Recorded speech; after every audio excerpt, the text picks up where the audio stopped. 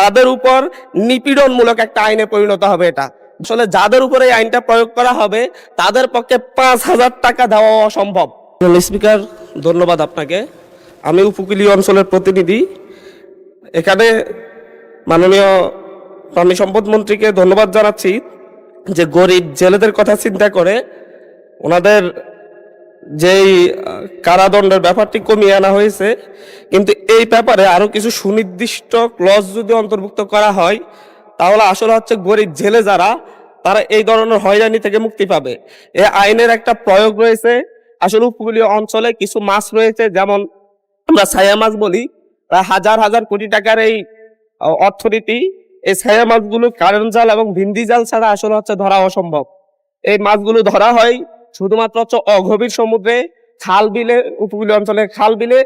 ওই জায়গায় এই জেলেরা যাদের নিজস্ব কোনো নৌকা নেই কিংবা হচ্ছে হাতে কিংবা হচ্ছে কারেন্ট জালে যারা মাছ ধরে, তারা এক বেলা খেতেও তাদের কষ্ট হয়ে যায়।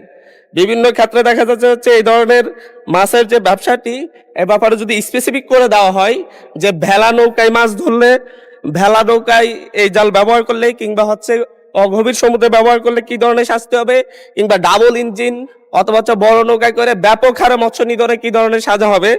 যে জেলেদের ব্যাপারে এখানে একটা আইনে এক্সটেন্ড টু 5 লাখ জরিমানার কথা বলা হয়েছে।